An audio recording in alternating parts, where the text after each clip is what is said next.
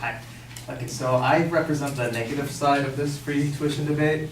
And the affirmative came up here and talked to you about how there's all these issues with public higher education system, and they give you a proposal of how colleges should be free and actually can be free. Well, the problem is, first of all, the affirmative side not only oversimplifies the tuition system, but they also just mistakenly ignore a lot of long-term consequences and unintended consequences that is derived from free tuition. Now, the first point that the affirmative talked to you about was how the federal loan system is flawed. Now, that's an exaggeration, because I don't think the affirmative really understood how the federal loan system works. The first one is that when we look at the federal loan system, we see that only 15% of American graduates have excess student loans. This number comes from Mark Kanowitz, who's an expert on financial aid and who actually released this number in a peer-reviewed published article. Mark Kanowitz further states that students who graduate with excessive student loan debts, are more likely to have borrowed private student loans. Dependent undergraduate students cannot graduate with excessive debt using only federal student loans. So the people that are in debt aren't in excessive debt because of federal loans, they're in excessive debt because of private loans. And the reason for that is because, as US News and Reports reports, private higher education loans have higher interest rates than federal loans that are fixed at 3.76%. And there's a reason why federal loans are fixed at such a low percent. As the CEO of Student Loan Hero states, who is Andrew Josowitz, he states that the federal government is offering a discount to consumers. In this case, you guys, the students. Okay. The second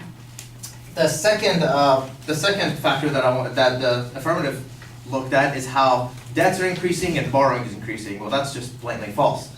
The reputable site College Board states that in 2016 and 17 academic year, the annual education borrowing declined for the 6th consecutive year. Students and parents borrowed $25 billion less than they did in 2010-2011. So student borrow is actually decreasing. Now, the second major claim the affirmative makes is how college tuition is becoming expensive and higher education is becoming expensive, over expensive, and how colleges are not only budgeting in improper ways, but they're also allocating that money through unnecessary amenities and services. But the reason why college tuition is college is expensive is because tuition is what fuels higher education. You see, the CSU official budget states that 46% of the CSU's operating revenue comes from tuition fees. So that's 46% of their budget coming from your tuition. So the affirmative has to account for that 46%. That is, of the $5.3 billion budget that the CSU has, almost $2.5 billion of that budget is coming from tuition. Now, they also talked about how college is becoming non-affordable for majority of Americans. If that was the case, then college enrollments would have decreased. But that's actually, the opposite is actually happening. College enrollments are actually increasing. The National Center for Education Statistics reports that college enrollment from 2004 to 2014 has increased by 17%. And the National Center for Education Statistics also reports through a report on a projection of education statistics to 2025 that college enrollment based on current data is projected to increase by 15% from 2014 to 2025. Now the third claim that they make is how the public higher education system is allocating this budget on unnecessary amenities and resources and services. Well, let's see what's unnecessary about the current higher education budget. We'll dive into the University of California's official budget. The UC system spends 30% of its budget on academic salaries, 23% on staff salaries, 18% on equipment and utilities, 14% on employees employee benefits, health benefits, and retiree benefits, 14% on student financial aid, and only 1% on senior management salaries. So what's unnecessary about this budget? Is the 30% payment to salaries, such as our good professor, Dr. Kirkham, unnecessary? What about the 23% that pays the salaries of the staff? How about the 18% that maintains these buildings? Or what about the 14% that goes to health benefits and retirement benefits? Or what about the 14% that goes to you guys in terms of financial aid? So whether or not that's unnecessary, you guys can decide that. The third claim they make about how college free tuition benefits the society is just asinine, and it just falls flat on its face.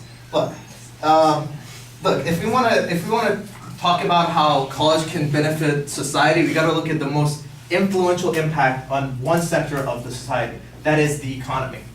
Now, when we look at the economy, we see that free tuition actually increases tax rates.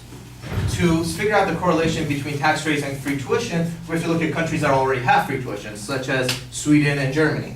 The Organization of Economic Cooperation and Development states that Germany has the second highest income tax burden of all of the organization's 34 countries. And now the affirmative says, okay, so we pay more taxes, great, we're getting more people educated. That's also false, because free tuition does not necessarily increase graduate rates. A nonpartisan think tank in Washington, D.C. called Third Way reports that in only 80 schools, that is 50% of four-year public colleges, did more than 2/3 of first-time full-time students manage to earn a degree within 6 years.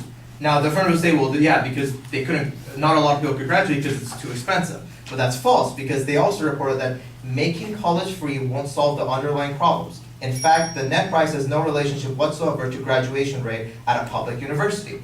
So paying more taxes does not mean we're getting more educated people in the streets. And that concludes my speech, because I'm out of time. Unfortunately.